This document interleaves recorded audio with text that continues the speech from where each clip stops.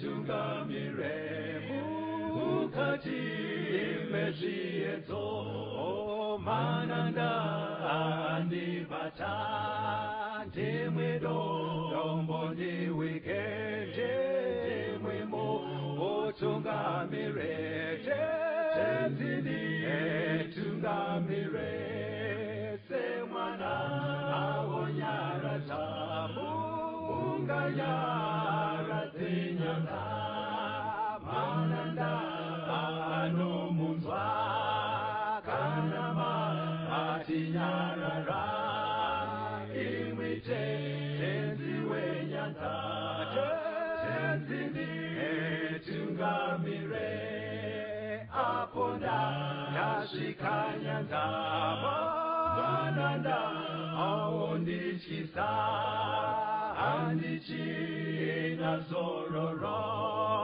ndotsamira kune mwika ngandinzwe imimotiti ndinokutungamira. Kwazivai vateereri, tinomuchingamidzai kuchirongwa The Second Coming of Christ chamunopiwa naPastor Gift Rhodzi namufundisi Caston Betera veku Seventh Day Adventist Church. Mustudio nhasi tina Proclaim Chaora ari kutiisira musign language. Mufundisi, kwazisai vateereri. Vateereri, welcome to the program The Second Coming of Christ. Tinoda kutenda uri kureva tiinaye nhasi musoro wenyaya uri kuti maJudha efake part 2. Yes, Pastor. Tiri kudzidza mubhuku razvakazarurwa. Tiri kutarisa pachapter 3 panotaurwa kereke yechitanhatu yePhiladelphia. Saka pana zvakazarurwa 3 papo vhesi 9 paverengei ndo panobuda musoro wenyaya watiri kuti maJudha efake. Zvakazarurwa 3 vhesi ya 9. Zvakazarurwa 3 vhesi ya 9. Tarira, ndinokupa vamwe vari vesinagoge raSatani vanoti tiri vaJudha vasi ivo chaivo. Mapanzwa kama pari kunzi vanoti tiri vaJudha vasi ivo chaivo. Saka kuti zvireruke tabva tati maJudha efake. Kureva kuti maJudha ekunyebera. Kureva kuti maJudha ekunyepera. Muchidzidzo chekumashure part 1 taitarisa maJudha panyama tichiona kuti dzinde ravo rakatanga pana Abrahamu. That's right. Ndo vakazova vaIsraeri takunotora pana sekuru vavo Israeri Jacob. Abrahamu aive munhu anga ateerera Mwari. Saka Mwari achida kuti kunamatwa kwake kutekeshere pasi rese akati ndoda kutanga nemunhu mumwe chete wandinodzidzisa. Kutanga kwaAbhurahamu anga asiri perfect but aive nani zvekuti ungatange naye. Saka kwainzi naMwari iye akaziva zvinodiwa naMwari paanodzidzisa vana vake zvichidaro zvichasvika kundudzi dzose. Saka kuteerera kwaaita akabva anzi nekuti wateerera ndakuisa chiratidzo zveshuwa kuti tine ukamawo, chiratidzo chekudzingiswa. Saka zvakabva zvaitika kuti vanonzi vaIsraeri kana kuti vaJudha mukudzidza kwebhaibheri vanhu vari kubva pana Abrahamu kuna naIsaac nana Jacob kuya ndo chekutanga vobva vaita chiratidzo chekudzingiswa. Pakadaro vaibva vachi vaIsraeri. But panyaya yekunonamata iyai sekuru wavaAbhurahamu anga atanga nekunamata vachishandisa maatari voisa chipiriso. Ana Mozisi ndobva varayirwa kuti zvivandudzike ive sanctuary. Soromoni ndobva avandudza sanctuary ikava temberi. Saka kwavari kanamatiro aka nekuti ndokainzi naMwari zvinodzidziswa nekanamatiro kenyu ndo zvandoda kuti zvizozikanwa nendudzi dzose. Vakabva vabatisisa imba yavo yekunamata zvakadaro zvekuti besides kuva vazukuru vaAbhurahamu vakadzingiswa, chimwe chainoratidza kuti uri muIsraeri kukoshesa temberi. Nezvaiitwa patemberi kungoti tibatane nemuvateereri munogona kudaro musina kunzwa part 1. Saka ngatidzokorore papfungwa iyoyo muone kuti Jesu auya zvaive mupfungwa mavo zvaitraya kugadziriswa sei naJesu auya panyika pana Matthew 3 vhesi ya 9. Mateo 3 vhesi ya9. Musafunga kutaura mumwoyo menyu muchiti Abrahama ndibaba vedu, nokuti ndinoti kwamuri Mwari ungamutsira Abrahama vana pamabwaya. Saka apa ndiJohani mubhabhatidzi. Johani ndiye akafanogadzira nzira yekuti gadzirai pana ari kuuya. Right. Saka paaibhabhatidza vanhu vanenge vatendeuka kuna Jordan River, vakuru vechijudha, vaFarisi nevamwe vakadaro pachinamato chanzi vaiuyawo kurwizi kuya. But pavanouya manje vaiskozvitarisa vachishora zviri kuitwa naJohani. zviri kuitwa naJohani, vakatomira kumhenderekedzo dzerwizi vachishaya kuti ari kuita sei. Chaiita kuti vashore ndochataurwa naJohn. Ari mumvura aibva vati, imimi dambudziko ramuri kuita, muri kutemba kuti muri vana vaAbhurahama mupfungwa menyu. Saka muri kuona zviri kuitika pano zvisingakuafektei, muri kutoona makapasa kare nyaya dzechinamato. Saka ndopfungwa yainovabata yekuti titori right nekuti Abrahama akachuzwa naMwari, isu tiri vana vaAbhurahama. Chinzwai vachitaura naJesu pana John 8 verse 37 to 40. Imboiverengai mozotaura, ndaona mune pfungwa yamunoda kutaura. Ndinoziva kuti muri rudzi rwaAbhurahama, asi munotsvaka kundiuraya, nokuti shoko rangu hariendeke mukati menyu. Ini ndinoreva izvo zvandakaona kuna baba vangu, imi munoitavo zvamanzwa kuna baba venyu. Vakapindura vakati kwaari, baba vedu ndiAbhurahama. Jesu akati kwavari, dai maiva vana vaAbhurahama, maiita mabasa aAbhurahama. Asi zvino munotsvaka kundiuraya, ini munhu wakakuudzai zvokwadi yandakanzwa kuna Mwari. Abrahama haana kuita izvozvo. Saka Jesu paari kutaura nevaJudha paaive pano panyika, vanga vari kuda kumuuraya. Jesu ari kuzviziva, zvikanzi imimi sei muri kuda kundiuraya? Zvinhu izvi hamusi kuzviwana kuna baba vari right. Zvikanzi aiwa, iwe usati udze kudaro, baba wedu ndiAbhurahama. Zvikanzi aiwa, Abrahama tinomuziva nemabasa akanaka. Dai maive vana vaAbhurahama, musiri kufunga kundiuraya. Saka muri kuona kuti vari kuti tiri vana vaAbhurahama, ari kunzi yaive shamwari yaMwari, munhu akarurama, asi vari kufunga kuuraya. Saka Jesu ari kutaura ine polite way yekuti zvaidiwa naMwari paakadedza Abrahama achikuitai rudzi rwake, hazvisisipo pamuri, mangosara kuve vana mutsinga chete. In other words, ari kuti muri vefeki. Ari kuti muri vefeki nekuti dai maive chaivo chaivo, ropa renyu hatina problem rikabva kuna Abrahama, asi maiitawo mabasa aAbhurahama. Saka even panguva yaJesu vanga vaJudha vefeki. Saka kunzi muJudha kana kunzi mwana waAbhurahama zvaitsvaka zvese panyama nemaitiro. Exactly. Alright. Saka Jesu achinouya manje kuti avaratidze pari kunyanyorasikira nyaya yavo. Imborambai muri kuna Mateo pastor, pana Mateo 12 verengai verse 6 neverse 42. Mateo chapter 12. Asi ndinoti kwamuri, unokurira temberi uri pano. Verse 42. Mambokadzi wezasi uchasimuka pakutongwa norudzuru. Ucharupa mhosva, nokuti wakabva pamagumisiro enyika kunonzwa kuchenjera kwaSoromoni. Tarirai, mukuru kuna Soromoni uri pano. Ndiri kuda pari kungonzi mukuru kune temberi uri pano, mukuru kuna Soromoni uri pano.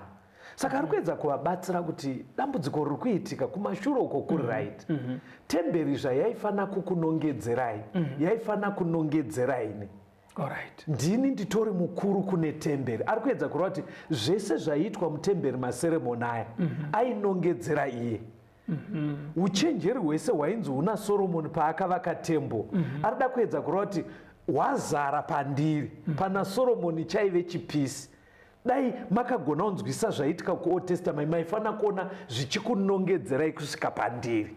Saka ndoraive dambudziko rekuti vaida kunamata, asi kunamata kusinganonongedzere Jesu. Ameno isaine mamwe matauro. Ndiri kunzwa zvakanaka kuti painamata vaIsraeri, yes, patemberi, zvese zvavainzi vaite, right, shungu dzaMwari dzaive dzekuti zvizare mupfungwa mavo aifananidzirwa nezvaiitika patemberi ndizvozvo Jesu wacho. Saka ivo vakasara vakabata kune zvainongedzera kwaari vasingadi kunosvika kune ari kunongedzerwa wacho. Exactly. Saka zvakadaro zvekuti Jesu atraya pana Mateo 23 verse 38 ne39 ane mashoko anotyisa akavaudza vaJudha. Matthew 23 verse 38 Mateo 23 verse 38 tarirai masirwa imba yenyu rava dongo nokuti ndinoti kwamuri kubva zvino hamuchazondioni kusvikira muchiti ngaarumbidzwe iye unouya muzita raShe. iri kunzi imba yenyu yadongo itemberi yavaitemba yacho ndo iri kunzi. Saka kana yadaroka haisisina basa hapasisina Mwari anogaramo nekuti yaifana kukunongedzera inini. Saka dambudziko rakaitwa nevaJudha havana kuona Kristu zvaifanovadzdzidzisa kuti zvivanongedzere kuna Kristu.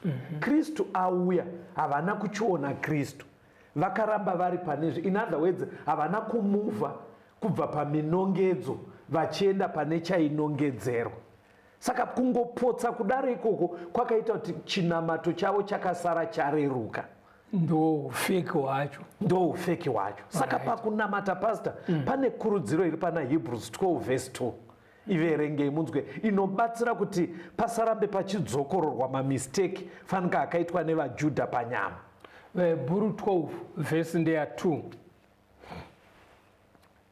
tichitarira kuna Jesu muvambi nomukwanisi wokutenda kwedu, iye wakatsunga pamuchinjikwa nokuda kwomufaro wakaiswa pamberi pake, akashora kunyadziswa kwawo, akandogara kurudyi rwechigaro choushe chaMwari. Saka kunesu Israeri yanhasi, kureva vatendi maKristu, hanzi zvinotibatsira pakunamata ngatirambei takatarira pana Jesu. Tikaramba takatarira pana Jesu tichiona kuti pazano reruponeso astage ipi hanzi hazvitinetse, tinogona kuramba tiri shuwa pamberi paMwari. Ndokona pachiri kukuconfuse. Taura pamuri kuti tirambe takatarisa pana Jesu. Yes.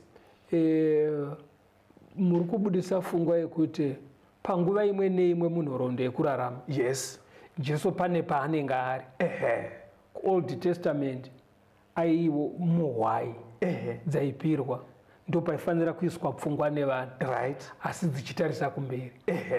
Iye azouya aenda pamuchinjikwa zvataurwa kuna vaHebheru, vaifanira kuchibvisa makwai votarisa pana iye. Saka zano reruponeso runokondinya manje maibata zvakanaka. Kaini akakundikana because haana kuona chipiriso.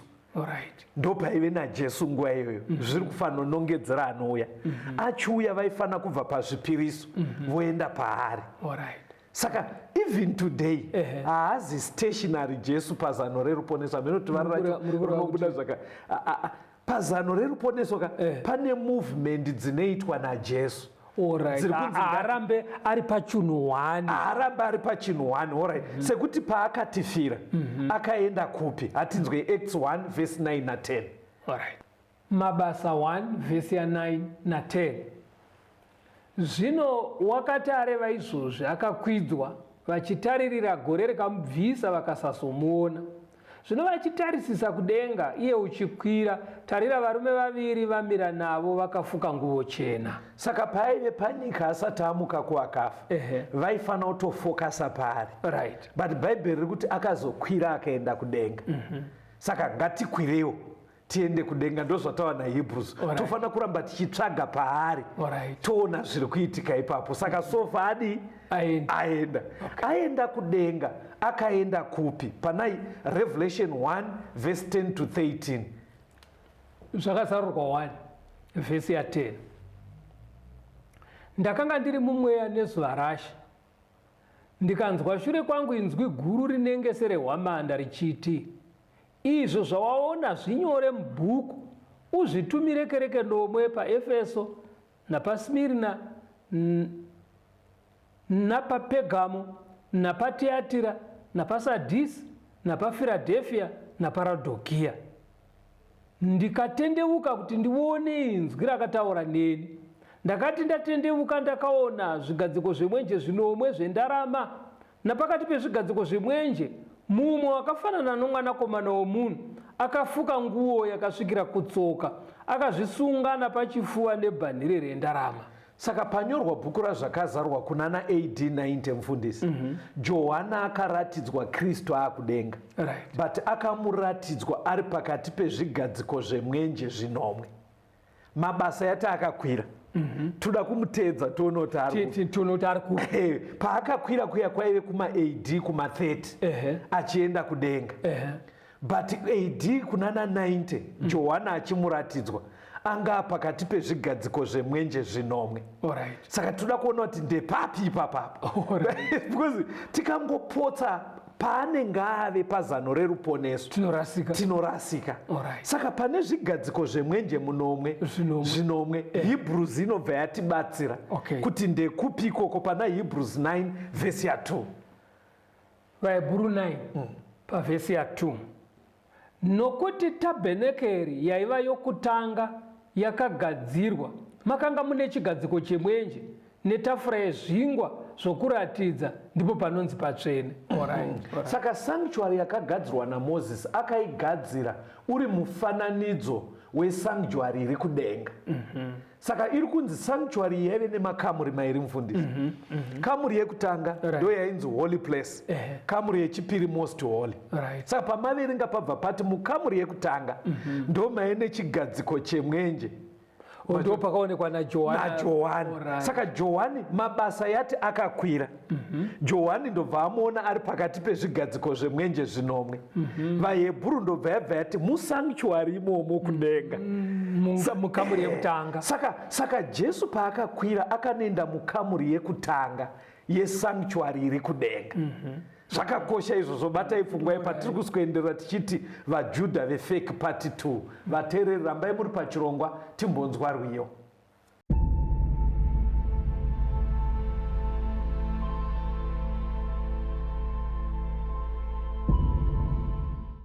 Baba ndouya kwamuri, hakuna umwezve kuti mandisi yandega ondinoyendepi. Ndodaira iye zvino Jesu wandifira, ropa rake raparara kuchenesa ini. Mwana wenyu ndomdawira, ndinzwe simba renyu. Zvidiso zvangu zvazadzwa mune inonguva. Ndodaira iye zvino Jesu wandifira, ropa rake raparara kuchenesa ini. Muvambiwe rudawiro ndotarisa imwi, ndogashira chipo chenyu ndiponeswe nacho. Ndodaira iye zvino Jesu wandifira, ropa rake raparara kuchenesa ini. Ndodaira iye zvino Jesu wandifira, ropa rake raparara kuchenesa ini. Ropa rake raparara kuchenesa ini. Ropa rake raparara kuchenesa ini. Ropa rake raparara kuchenesa ini.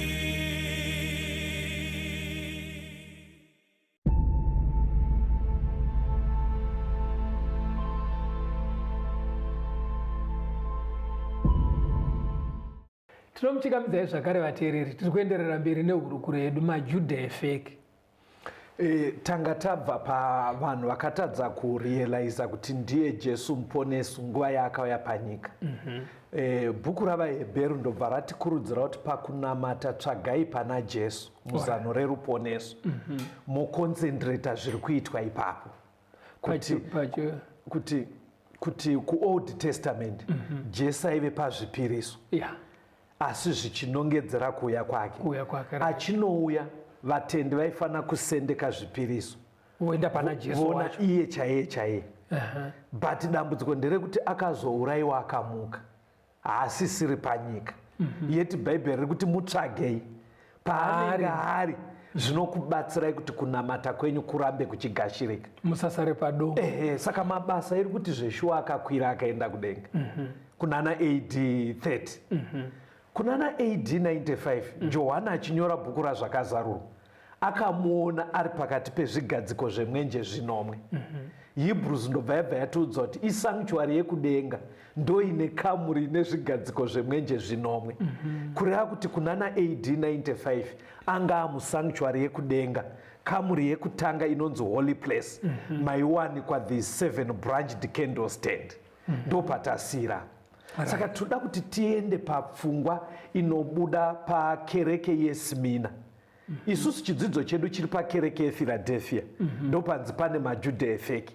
But pfungwa yemaJudha efeki inotaurwa futi pakereke yeSmina, yekereke yechipiri. Imbodzitsanangurai dzese kungoitira vari kutanga kujoina lesson nhasi pakudzidza kwatinoita kereke nomwe dziya, kutanga Ephesus ingoti de tigone kufamba. Izvi zvinondobudira pakuti nyaya yazvakazarurwa iri kutaura nhoroondo yechechi kubva pakaenda Jesu kudenga kusvika paanodzoka. Nguva yese iyoyo ichikamurwa kuisa muzvikamu zvenguva zvinokwana 7. Chekutanga ndo chiri kumiririrwa nekereke yepaEfeso, inobva panguva yaakaenda kunosvika kunana AD 100. Yechipiri kereke yeSmirna ndo inonotangirawo paAD 100 kunosvika AD 313. Yechitatu yePegamu ndo inobva pa313 makore iwayo kunosvika kuna 538 AD. Yechina ndiani after Pegamu? Tiatira ndo inotangirawo pa538 AD kunosvika kunana 1500. Then Sardis ndo yechi5 kubva kunana 1500 kunosvika kunana 1755. Koita yechi6 ndo Philadelphia yatiri kudzidza. Ndo inobvawo kunana 1755 kuenda kuna 1844. Kozoya Laodicea yekupedzisira manje ndo inobva pa1844 kunosvika panodzoka Jesu. Saka verengai tiende pakereke yechipiri yeSmirna, inoudzwa mashoko akafanana naatiri kudzidza ekuPhiladelphia pana Revelation 2 verse 9. Zvakazarurwa 2 verse ya 9. Ndinoziva kutambudzika kwako nourombo hwako, asi uri mufumi, nokutuka kwaivo vanoti tiri vaJudha, vasi ivo chaivo. Mapanzwa kavo. Saka vatendi venguva iyi, chechi yaMwari iri kunzi ndiri kuziva dambudziko ramasangana naro, kuti muri kutukwa nekunetswa nevanozviti maJudha, vasi ivo chaivo. Saka chii chiri kuitika panapa? Jesu paakaenda kudenga kunana AD 30 akanopinda musanctuary yekudenga, mukamuri yekutanga holy place, kuti amire semuprista wedu. Maitwa basa nemuprista imomo. Saka kusvikira kunana AD 95 kwaakaonekwa naJohani ndo zvaanga ari kuita pese. But period yekereke yekutanga yeEfeso inobva paakaenda kudenga kunonosvika kunana AD 100, vaapostora nanaPauro vaiparidzira vatendi vese kuti makaita henyu mistake yekumurovera pamuchinjiko, ndiye muponesi, but iye zvino chifokasai ari musanctuary yekudenga, ndiye mumiririri wedu. Muna Kristu hamusisina kuti muJudha kana muhedheni, chinodiwa kutenda kwaari. Muna Kristu hamuchisinei nekuti wakadzingiswa here, nekuti tofana kuona basa raakuita, ndiye amuprista wedu, chisiyai zvezvipiriso zvemhuka. Saka nguva yeEfeso yese ndo vhangeri raifamba pasi. But unfortunately takadzimara kudana kuenda period yeSmirina, vaJudha panyama vachiramba vachifunga kuti zvine kodzero kuti wese anoda Mwari adzingiswe. Vairamba vachiti zvine kodzero kuti munhu wese dai tadzoka tanamatira kuJerusarema ndokunodeedzwa Mwari wechokwadi. Saka ndokukweshirana kwavakaramba vachiita. Saka vatendi veSmirina vari kunzi nhamo yamuri kusangana naye tiri kuiona, yekuti maJudha efeki vari kuramba vachifunga kuti munofana kudzingiswa. Ndoda kuzoti imboverengai vaGaratia munzwe. vaGaratia chapter 5 verse 6 to 10. vaGaratia 5 verse ya 6. Nokuti muna Kristu Jesu kudzingiswa kana kusadzingiswa hazvibatsiri chinhu, asi kutenda kunobata norudo. Makanga muchimhanya zvakanaka. Ndianiko wakakudzivisai kuti murege kuteerera zvokwadi? Hamuna kugombedzerwa naiye wakakudanai. Mbiriso shoma inovirisa bundu rose. Ndinotenda pamusoro penyu munashe kuti hamungatongorangariri chimwe chinhu, asi uyo unokupesanisai uchafanira hake kutongwa, kunyangwe ari ani nani. Saka vari kuudzwa kunzi muri kugashira vhangeri zvakanaka, but pane vari kuuya voramba vachikuti munofana kudzingiswa. Ivo vaitofunga kuti kudzingiswa ndo saini inoratidza kuti uri waMwari, kuratidza kuti vachiri kumashure. Yeti kudzingiswa yaive chiratidzo kuna Abhurahamu chefaith yaanga aita muna Mwari. Saka Bhaibheri rakuchiti manje kubvira paenda kusanctuary yekudenga, fezi yekudzingiswa nezvipiriso yapfuura. Chaakudiwa kutenda muna Kristu, toramba takatarira paari. Saka period iyo yakateera, even Ephesus period yenge yatraya kuparidza, vakaramba vachifunga kuti ndisu original ndo zvinodiwa. Izvi kupotsa kuona stage yaana Kristu. Taurai pasi. Saka zviri kujeka ndizvo muri kuona zviri kuita sokuti vatendi venguva imwe neimwe vanenge kuti sarirei kanowanikwa mavari. Chii chiri kudariso? Because Jesu Baba anoti maakusara muri padongo imi. You see. Saka ndo zviri kutoitika apa. Saka toda tiende kuchechi yePhiladelphia. Ndo kuri kunonzi futi kune vefeki. Ava vekubva AD 100 kusvika kuma 300 taona dambudziko rayaita. Saka iye zvinezvi ngatione pana Hebrews 8 pastor verse 1 to 2. Ndo panotipa clue yekuti sei kereke yePhiladelphia kwaita futi vaJudha vefeki. VaHebrew 8 verse ya 1. Zvino shoko guru pana izvozvo zvatataura ndiro kuti tino muprista mukuru wakadai wakagara kurudyi rwechigaro choushe choumambo kudenga, uye iye mushumiri wezvinhu zvitsvene nowetebhenekeri chaiyo yakamiswa naShe isina kumiswa nomunhu. Ndo basa rakatanga kuitwa naKristu kubva paamuka achienda musanctuary yekudenga. But muchiona kuti sanctuary ani matonzwa tatine makamuri 2 ende ese aishandirwa.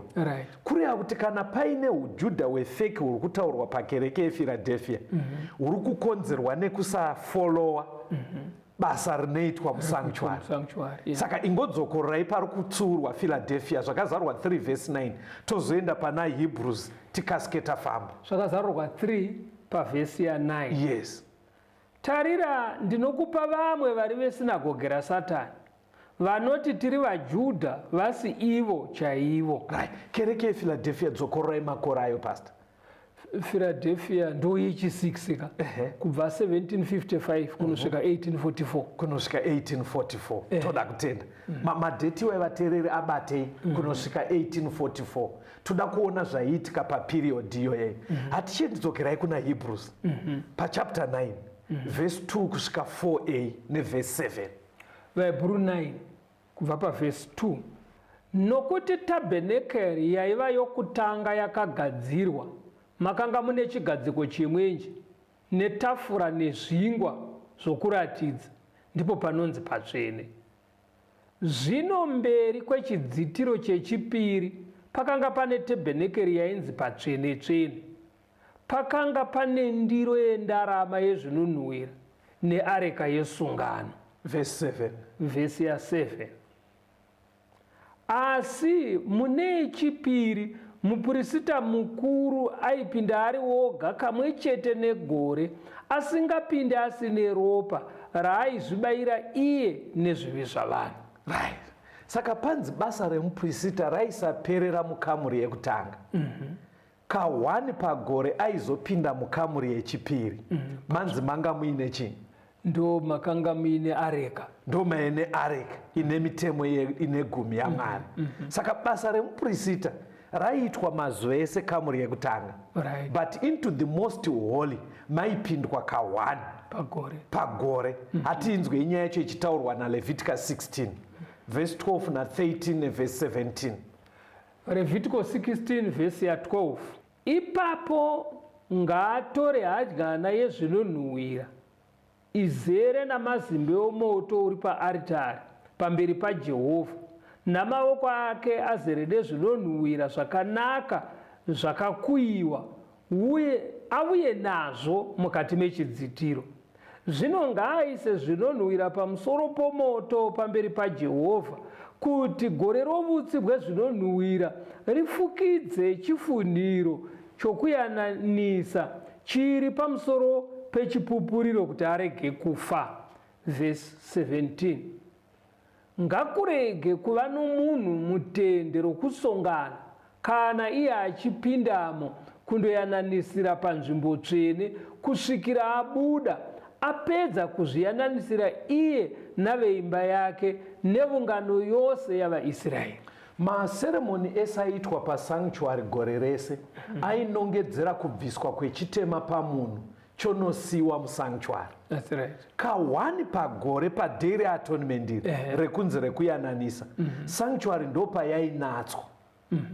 Ndo pavaita seremoni inonongedzera kubviswa kwezvivi musanctuary. Right. Zorasirwa kure. Saka muprista kana apedza basa ari mukati kunongedzera kubviswa kwechitema chichiraswa, vaibva vashandisa mbudzi yainzi Azazeri. Mbudzi yekurasira. Verengai verse 21 ne22. Levitical 16 verse 21. Aroni agoisa maoko ake ose pamusoro wembudzi mhenyu ndokureurura pamusoro payo zvakaipa zvose zvavana vaIsraeri nokudarika kwavo kwose, izvo zvivi zvavo zvose, ngaazviise pamusoro wembudzi ndokuiregedza itumwe kurenje nomunhu wakanga arayirwa. Mbudzi iyo inofanira kutakurira zvakaipa zvavo zvose kunyika isina vanhu. Unofanira kuregedza mbudzi iyoyo murenje. Saka ndo maperero aiita Day of Atonement. Vaibva vati sanctuary nevanhu vanatswa. Kureva kuti zvivi zvabva pakati pedu zvaiswa kumuridzi wazvo Azazeri aimirira Satani. Saka mutambo uyu pawaiitwa panyika apa, Daniel manje anobva atiudza kuti zvainongedzerwa nemutambo uyu zvaizoitwa riini kusanctuary yekudenga. Ameno kuti muri kufollow here pasi? Ndiri kuzwa kuti pandabata. Yes. Kurudziro ndeyekuti kana muchinamata teverai pana Jesu nguva nenguva. Right. Saka mati muchikamu chekutanga ainotorerwa pazvipiriso. Right. Zvainongedzera kuzouya kwake. Yes. Auya vanhu vaifanira kusiya zvipiriso vochitarisa pana Jesu chaiye. Yes. Azofa amuka, vanhu vatendi vaifanira kusara vachimuteera mupfungwa dzavo nekutenda aenda kusanctuary yokudenga. Right. Saka akasvikopinda mumupanda wekutanga. Right. Ndo mane basa raaiita.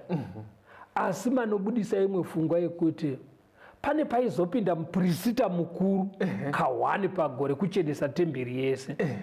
Saka zvainongedzera ndo zvamati Daniel akatipa dheti kuti zvaifanira kuzonoitika rini sanctuary yekudenga manje. Zvaiitwa mazuva ese vaHebheru yatiudza. Yakabva yatiudzwa ndiye muprista mukuru musanctuary yekudenga.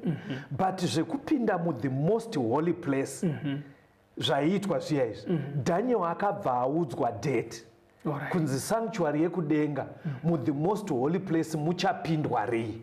Daniel 8 verse 14. Daniel 8 verse 14 akati kwandiri, kusvikira madekwana namangwanana ane zviuru 2 namazana 3 ipapo nzvimbo tsvene ichanatswa. Saka Daniel nezvimwe zvidzidzo zvakaitwa kumashure akabva audzwa kunzi zvinoda 2300 days, muchiprofita 2300 years, dzakatanga kuverengwa 457 BC dzinonosvika pana 1844. Saka Daniel ndiye akabva azotudza kuti aiwa vatendi, zveshuwa Kristu akapinda kamuri yekutanga paakakwira kuenda kudenga. But patinopedza 2300 years dzinoperera 1844, anenge akufana kubva mukamuri yekutanga, holy place ine zvigadziko zvemwenje, opinda mukamuri yechipiri, the most holy place, mune bhokisi raive nemitemo ine gumi, mune areka. Saka ipapo ngatisiyei pakadaro tinzwe rumbo kuti tione kuti taamugore ra1844 ndo riri kunzi aifana kupinda murumu ine areka. Rambai muri pachirongo vateereri timbonzwa rwiyo.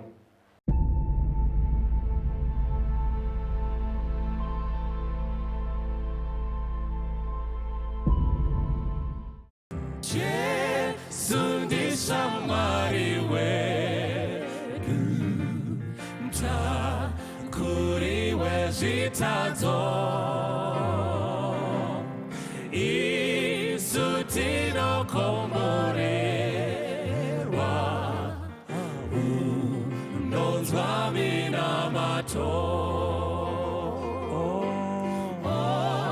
tashaya runyara norwadzwa mumwoyo, kuti tisabvumira zvose kuna Jesuyo, kuti isu tinoyedzwa zvimwe zvetatambudzwa,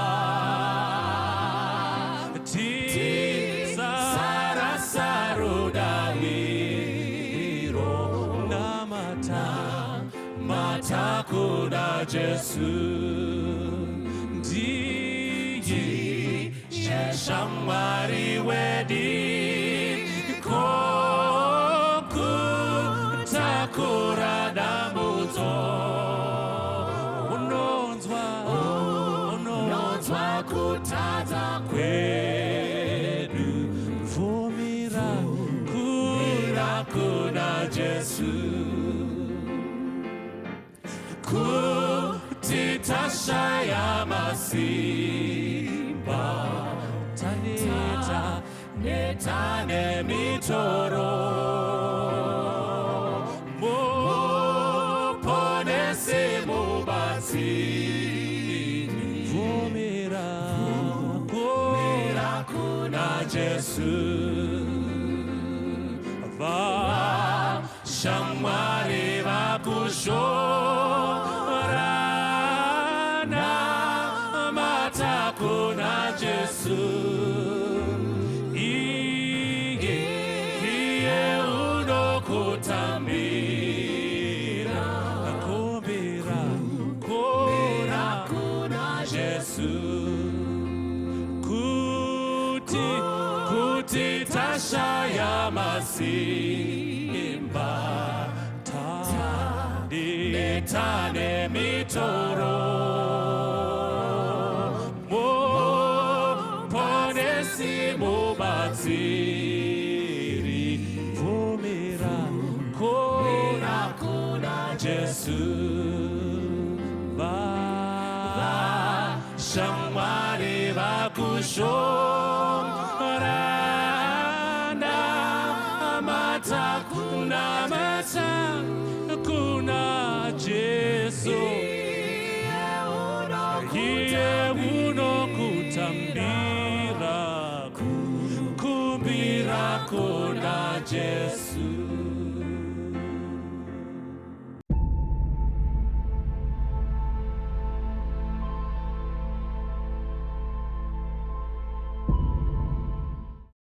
Tinomchingamidzai zvakare vateereri, tiri kuenderera mberi nehurukuro yedu maJudha efeki part 2. Mashoko anotaurwa pakereke yechitanhatu yechi6 Philadelphia ndo pari kutaurwa mashoko aya. Pedzisai patasira pastor, ingoitai karecap patasira. Takutaura zvana 1844 tatati kudii. Right, tati isusu patiri kufamba munhoroondo yekunamata tiri kutevera Jesu. Kubvira kare kare Jesu muzano raMwari aida kuti vanhu vazvinzwisise zvichibva pazvipiriso zvainongedzera kuzouya kwake nekufa pamuchinjikwa. Azouya vatendi venguva iyoyo vaifanira kuchibvisa pfungwa dzavo kuzvipiriso nemamwe maactivity aiitika pasanctuary vachitarisa iye Jesu kusvikira achinofa paKalvari. Vonzwisisa kuti tafirwa kuti tiponeswe. Afa, avigwa, akamuka. Saka vatendi vakasarawo vachikurudzirwa kumutevera akwira kudenga. Kwakanzi naHebrews anga musanctuary mupanda wekutanga mune zvigadziko zvemwenje zviya. Asi haizogara imomo narini. Taona kuti mukuteera futi nhoroondo Daniel achibva ataura date raaizobva mukamuri yekutanga kuenda mukamuri yechipiri kunzi zvaizoitika 1844. Saka ndopatasira. Saka vatendi venguva yekereke yePhiladelphia inobva kunana 1755 tichiuya ku1844 kuvaprepare zvaida kuitwa 1844 pana zvakazarurwa 3 verse 8. Verengai munzwe mashoko avanoudzwa. Zvakazarurwa 3 verse ndeya 8. Ndinoziva mabasa ako, tarira ndakaisa pamberi pako mukova wakazaruka, hakuna ungagona kuupfiga.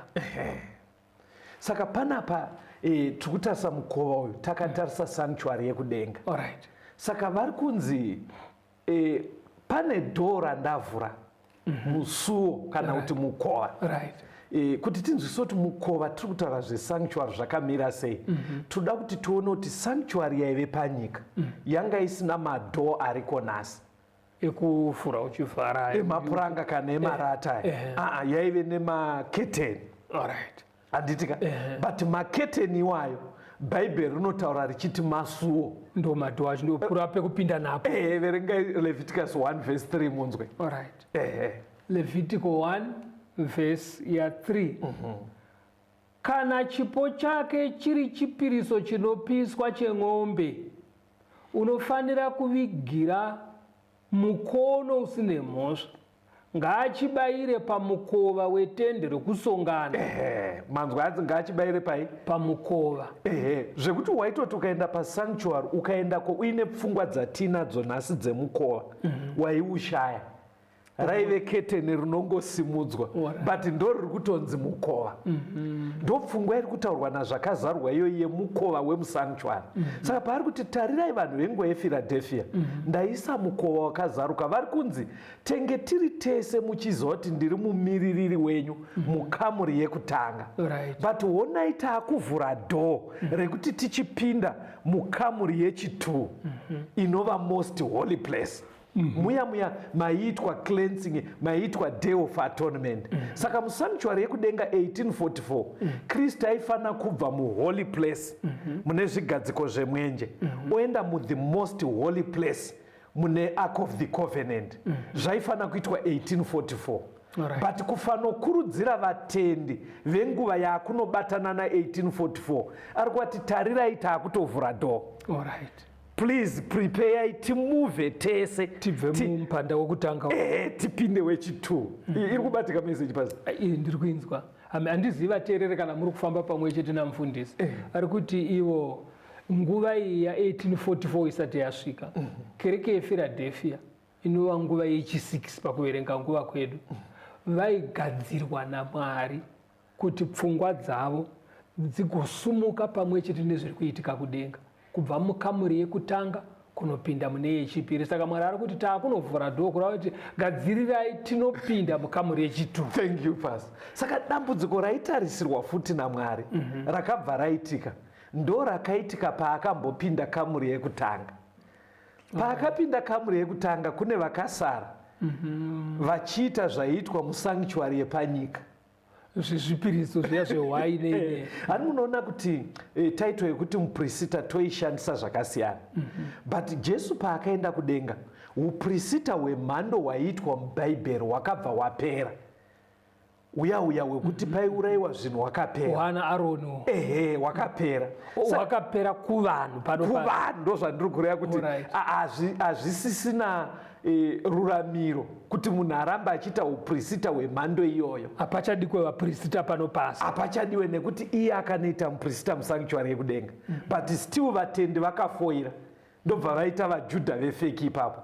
Saka pakunobva kwake mukamuri yekutanga achienda yechituu, obvious asina kupasa pakuuya kamuri yekutanga. Atorasika kuti haangapase Jesu akuenda kamuri yechituu.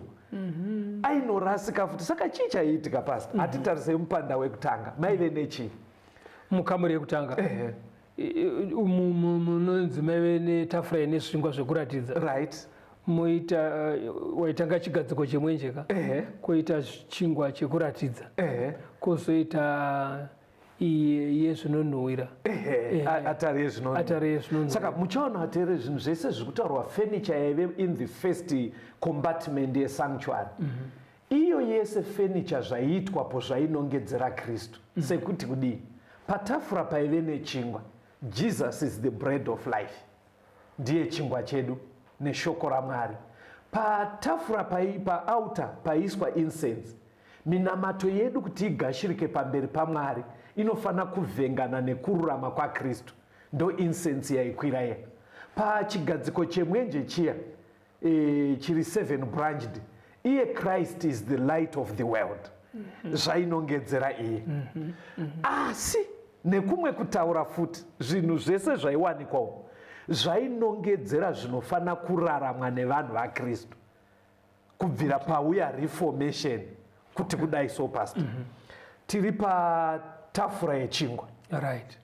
Zvaifana kureva kuti kuvatendi chingwa ishoko raMwari, chiverengai bhaibheri. Yanguva yereformation ndo pakatanga naJohn Wycliffe. Saka vaitozadzisa tafura yechingwa pavaiti weduwe ngatishandisei bhaibheri roga. Vachibva munguva yemadhark ages yairambidzwa vanhu kuverenga bhaibheri.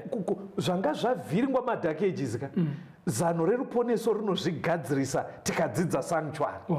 Mapabata ka. Saka vaiti bhaibheri ngariverenga. Makore paakaita achiti fambei, ndobva vanhu vatanga vakuti but kana taMakristu tofana kuita mabasa akanaka. Kune varume vakatouya nedzidziso idzodzo zvekutoti mukaverenga munhoroondo, kune vainzi ana John nana Charles Wesley vakauya nedzidziso dzekuti mwana waMwari ngave chiedza kunyika. Ireformation yaienderai kureva kuti vaizadzisa chigadziko chemwenje chiyaichi. Then pavakaramba vachifamba makore achiswedera kunoko, ndobva vachitanga kuti but iye mutendi ngave anonamata ega uchizvinamatira, kureva kuti vari kukonzentrata paout of incense paiitwa minamato. Saka zvaiitwa mukamuri yekutanga zvainongedzera progress yereformation. Mapanzwa kama. Saka zvazvaibva zvareya ndezvekuti saka kana Kristu anga akuvhura door kupinda kamuri yechipiri, kureva kuti reformation yaifana kukondinya yoteerawo Kristu mukamuri yechipiri.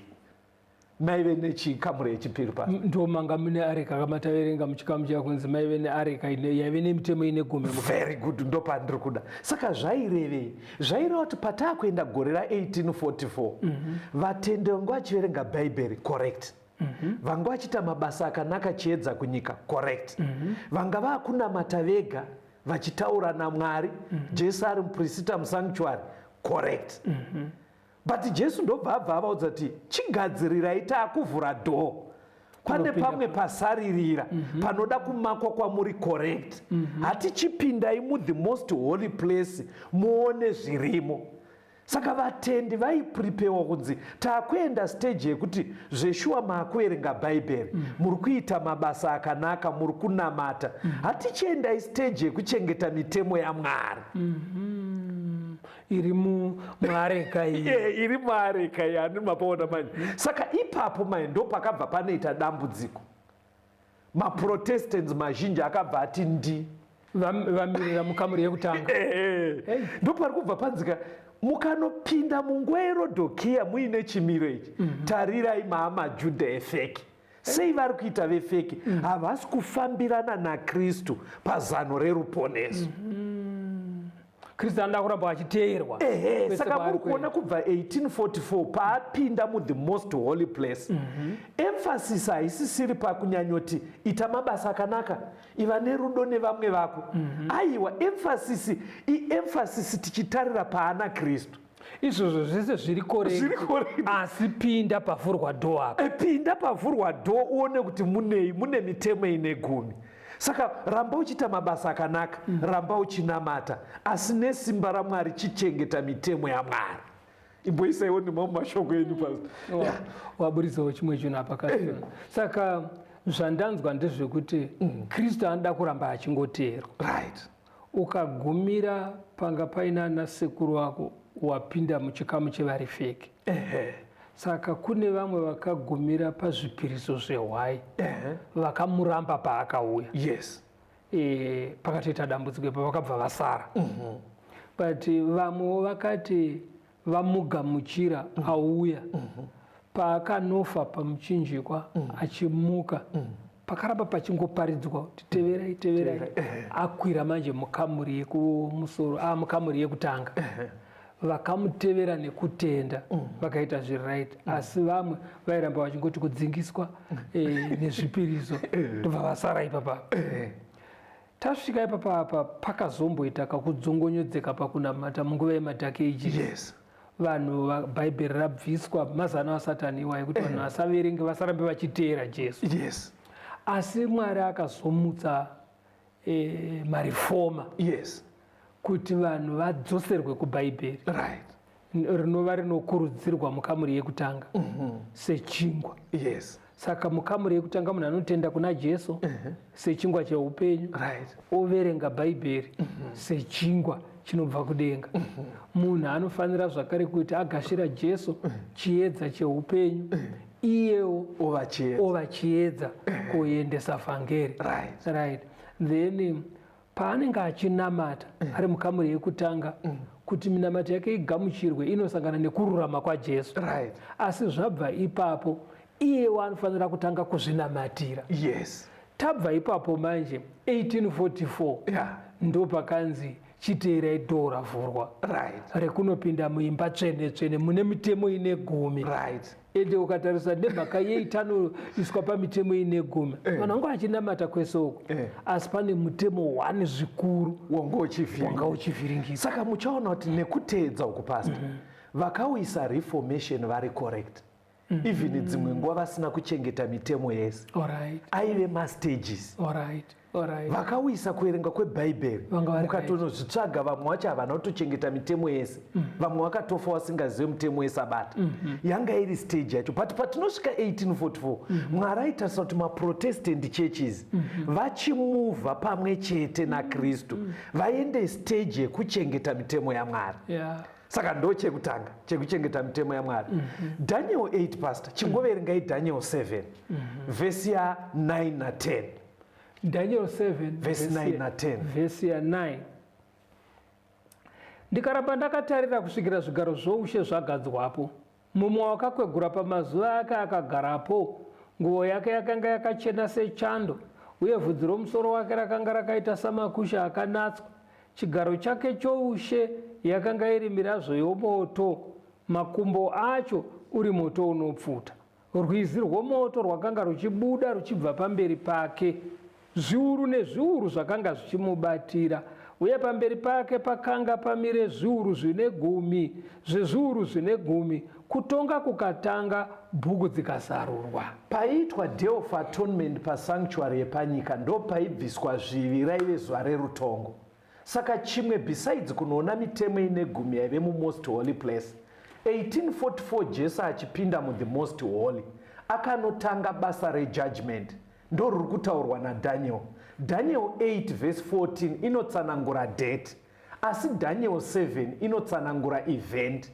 Saka kutonga kwakabva kwachitanga 1844 kuchishandiswa marecords ese ari kumusoro kudenga. Saka pamaprotestants pastor, dambudziko rakaitika 1844 kuti Jesu azoti pacreatwa vefeki riri pairi. Vavhurirwa dore kunzi ngatiitei progress tichiuya tichengete mitemo yaMwari. Vakabva varamba. Number 2, ndobva vachinzi mazvione here rutongo rwatanga.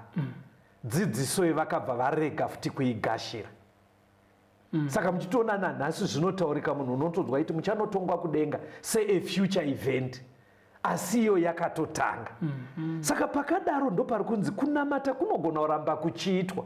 But kana usiri kuona kuti Jesu akuitei kwakwefeki, ndopabuda kuti majudha efeki part 2 ndo zvakaitika pakereke yePhiladelphia tichisvika muna 1844. Onekai vateereri vedu muvape phone number dzekuti tivape malinks vapinde mumagrupu atinogara tichitumira zvimwe zvidzidzo zvakaitwa kumashure. Tinotenda mufundisi. Vateereri, famba naJesu mutevere paari panguva iyoyo, womunamata kana matiro kanodiwa nguva iyoyo. Tibatei panhare dzinotevera, tirambe tichifamba pamwe chete. 0716 452 086 0716 452 086. Mwari vave nemi, tisangane muchikamu chinotevera.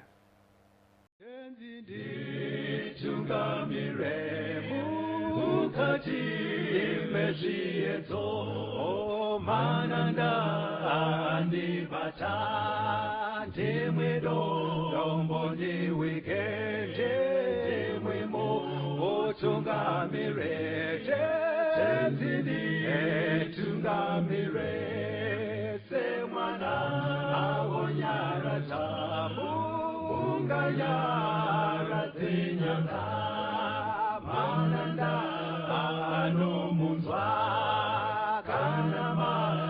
Tinyarara imwite tenzi wenyanza tenzini etungamire aponda yasvika nyanza mananda aondichisa andichina zororo ndotsamira kune mwika kandinzwe Imi moti, dinoku otungamira.